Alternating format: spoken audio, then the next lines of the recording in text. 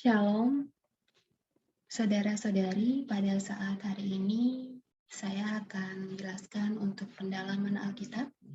Tetapi sebelum kita memulai pendalaman Alkitab, marilah kita berdoa. Allah Bapa yang Maha Kasih yang bertahta dalam kerajaan surga yang mulia, pada saat hari ini Bapa, kami akan belajar pendalaman Alkitab Bapa. Bapa, berkatilah kami Tuhan dalam pendalaman ini Tuhan, agar kami dapat menjadi seperti apa yang Kau ingini.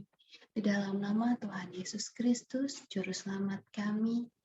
Amin. Hari ini saya akan menjelaskan pendalaman Alkitab.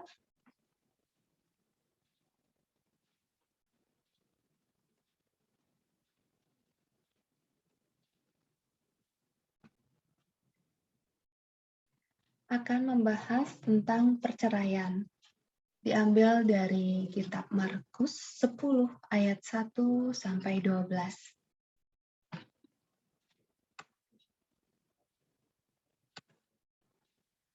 Markus 10 ayat 1 sampai 12. Saya akan bacakan.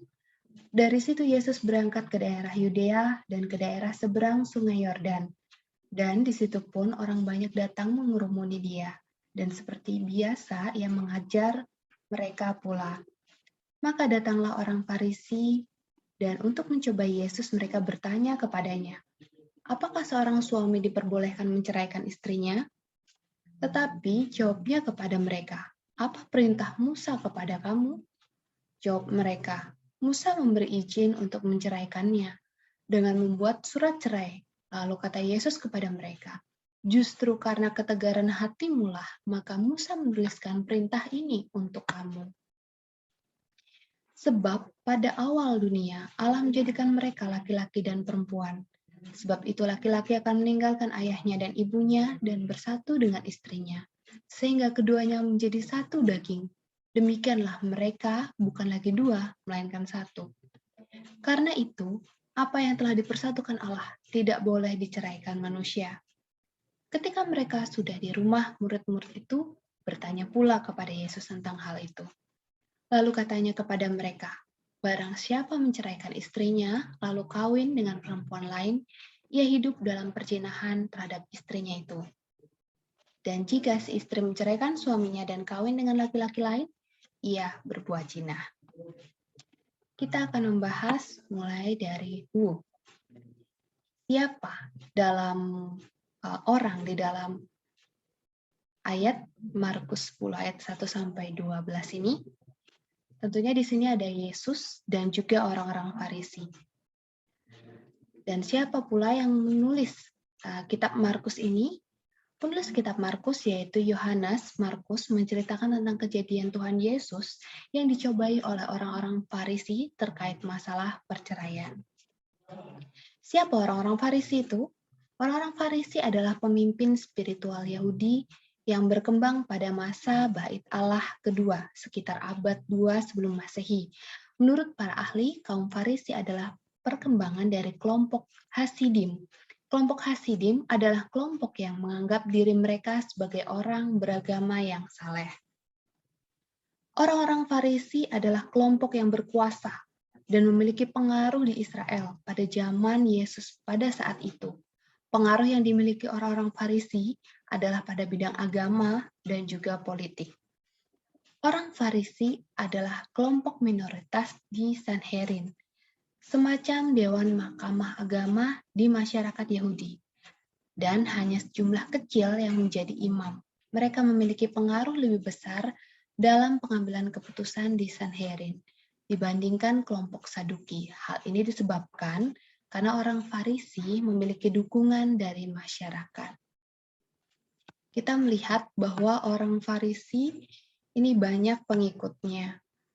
Dan orang-orang Farisi ini berasal dari kata paras, yang berarti memisahkan.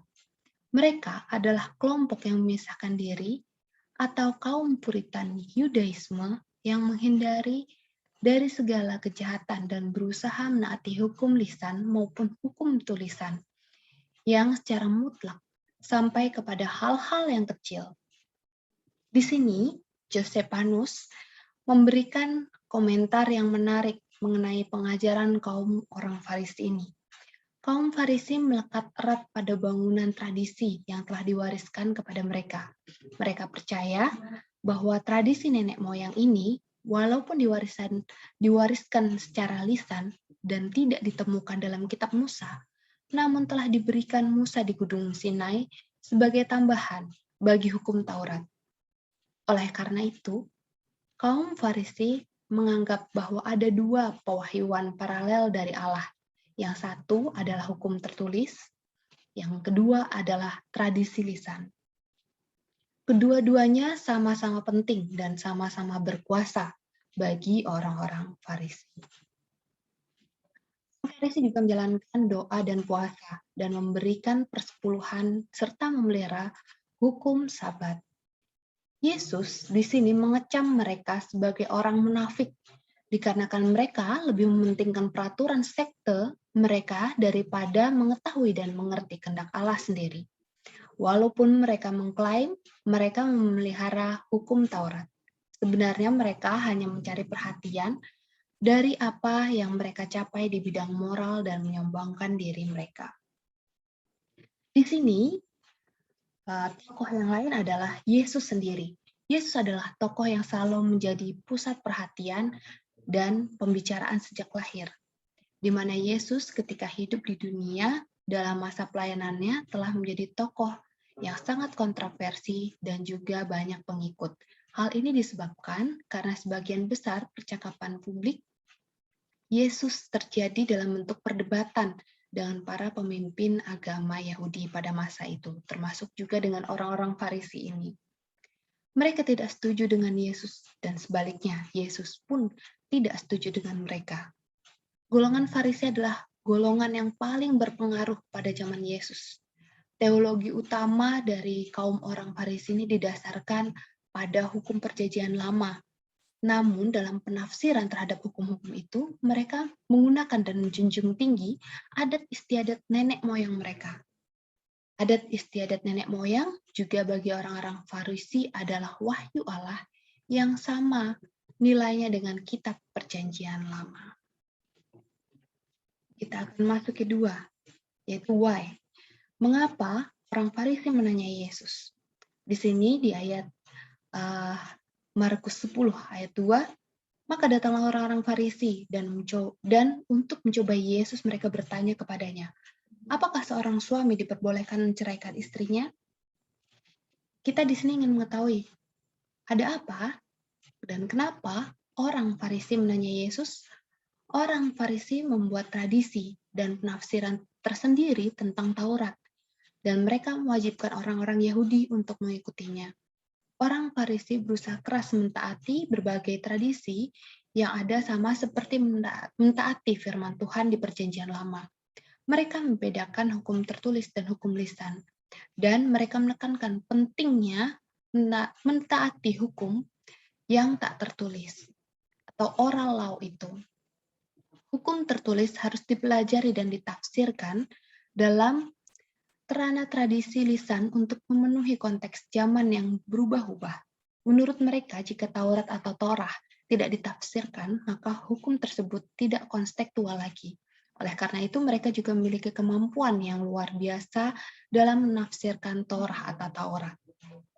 Kaum Farisi membentuk sistem hukum yang diinterpretasikan dan harus dipatuhi oleh kelompoknya dengan tujuan untuk menjaga agar mereka tidak melanggar Torah tersebut.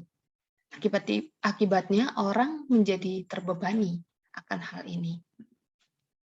Sebenarnya, orang-orang Farisi yang mau mencoba Yesus itu sudah tahu jawabannya untuk pertanyaan yang mereka ajukan. Orang Farisi mengetahui, yaitu bahwa Yesus selalu mendahulukan kepentingan Allah, bukan kepentingannya sendiri. Orang-orang Farisi ingin menjebak dan menjatuhkan Yesus, yaitu ingin mencari kesalahan Yesus untuk membenarkan perceraian atas pertanyaan yang mereka ajukan terhadap Yesus. Karena Yesus memiliki banyak pengikut oleh sebab mukjizat, banyak ajaran yang Yesus dan murid-muridnya ajarkan. Dan orang-orang yang mengikuti ajaran Yesus itu hidup dan perbuatannya. Di sini pengikutnya dapat melihat dan mengalami mukjizat secara langsung, bahkan perubahan di dalam diri mereka sendiri di dalam kehidupan mereka. Inilah yang mendasari mengapa orang-orang Farisi mengajukan pertanyaan tersebut dan ingin mencobai Yesus. John Stott, yaitu dari isu-isu global dari jurnal Scott 420-421, menyatakan mungkin alasan dibalik pernyataan mereka itu adalah skandal hukum umum Herodias yang meninggalkan suaminya Filipus untuk menikah dengan Raja Herodes Antipas. Yohanes Pembaptis dengan berani menegur hubungan mereka sebagai hal yang tidak boleh dalam Markus 6 ayat 17-29. Dan sebagai akibatnya Yohanes Pembaptis dipenjarakan. Orang-orang Farisi mengingini hal yang sama terjadi atas Yesus. Apakah Yesus juga akan berbicara terus terang seperti Yohanes Pembaptis itu? Yang jelas, orang Farisi itu ingin menyangkutkan Tuhan Yesus ke dalam debat ini. Oleh karena itu, penekanan dan pertanyaan mereka pada alasan yang membenarkan perceraian.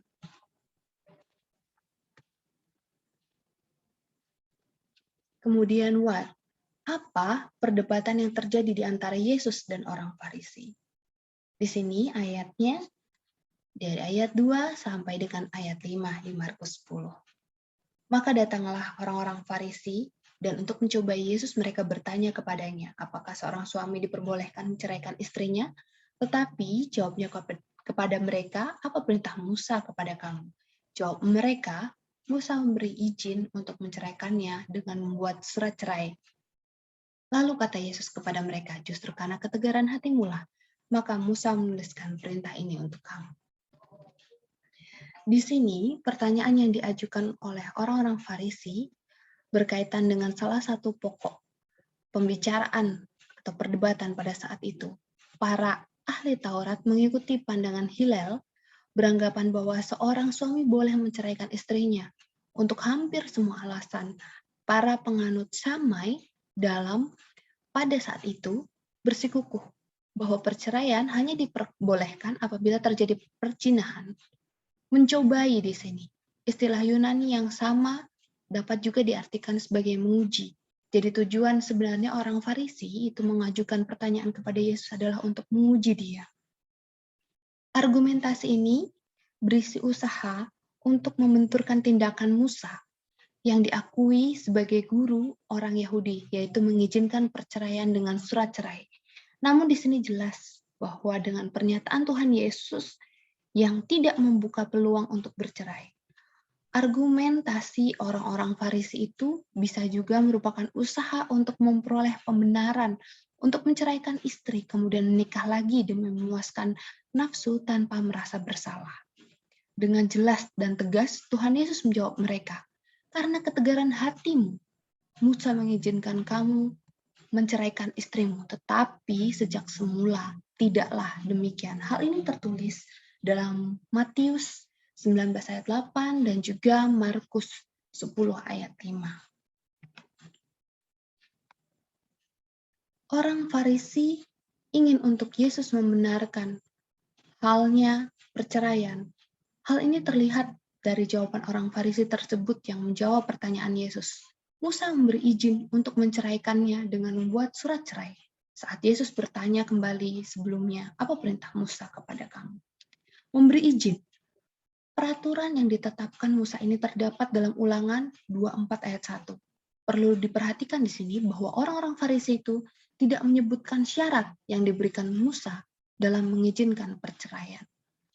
Perceraian itu berasal dari kata cerai, yang menurut Kamus Besar Bahasa Indonesia berarti pisah, putus hubungan dengan suami ataupun istri. Kemudian kata perceraian mengandung arti perpisahan, perihal bercerai antara suami istri, di mana ada perpecahan.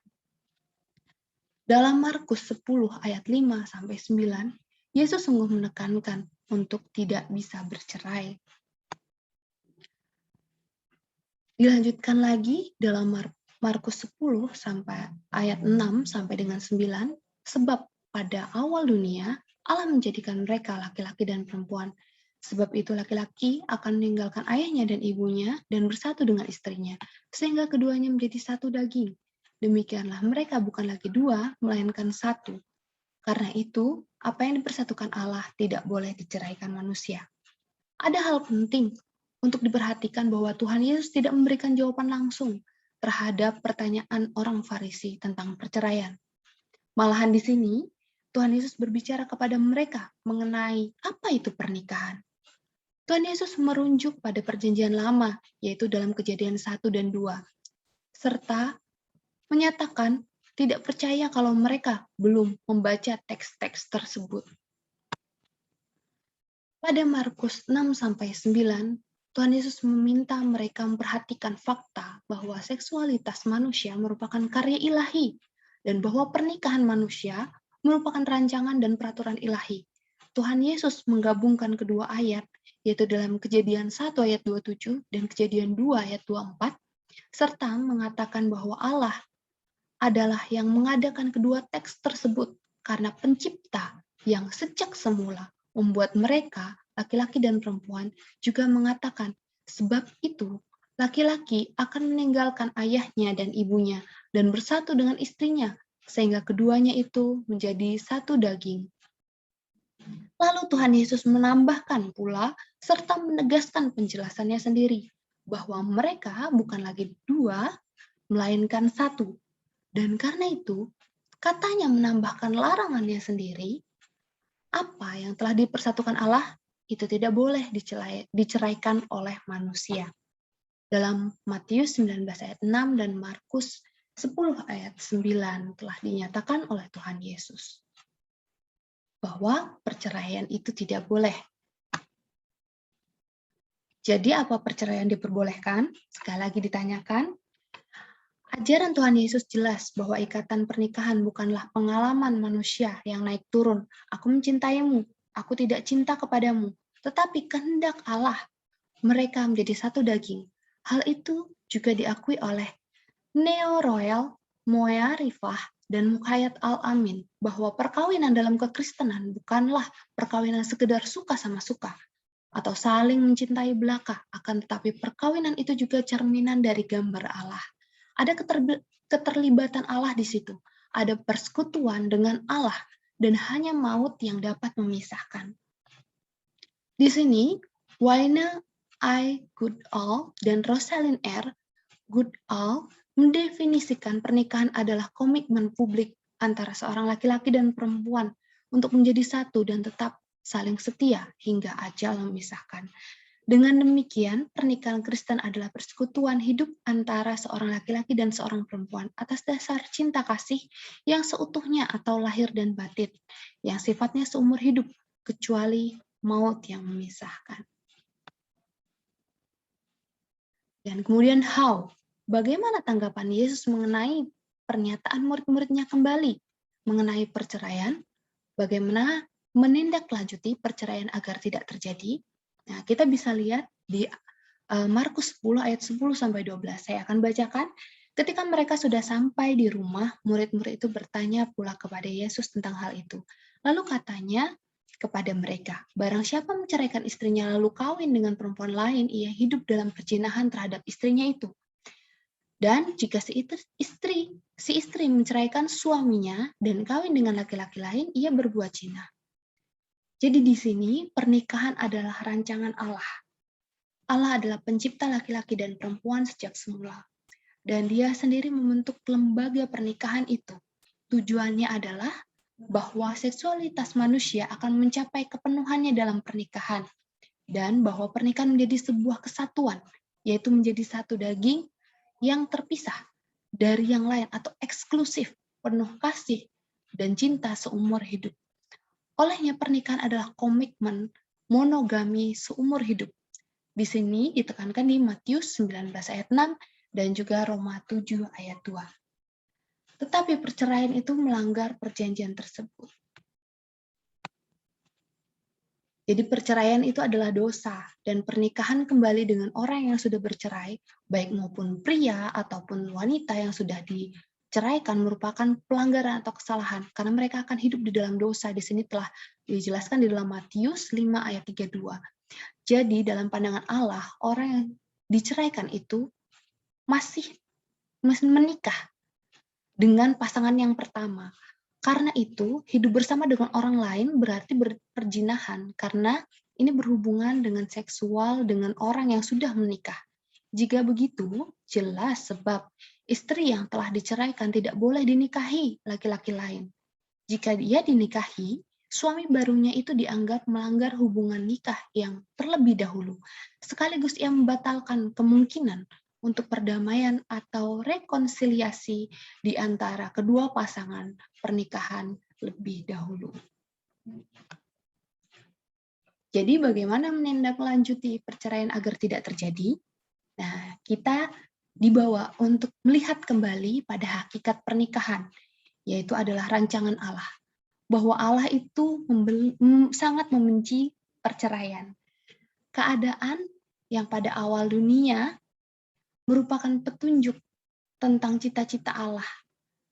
Allah memaksudkan pernikahan sebagai suatu persatuan seumur hidup di dalam segala hal. Dan diharapkan untuk tidak bercerai. Bagaimana supaya tidak bercerai? Yaitu membawa Allah dalam keluarga kita. Merupakan cara kita menjaga pernikahan, karena dari awal pernikahan adalah ide dan cita-cita Allah sendiri. Kita akan masuk ke Wu. Jadi untuk siapa firman ini ditujukan? Pada konteks awal, pertama Yesus menunjukkan pernyataannya adalah untuk menjawab orang-orang Farisi. Dan yang kedua, pada konteks yang kedua, Yesus menunjukkan pernyataannya dan mengajarkannya mengenai perceraian kepada murid-muridnya. Zaman sekarang untuk siapa firman ini? Untuk semua pengikut Kristus. Demikianlah untuk pendalaman Alkitab dari Markus 10.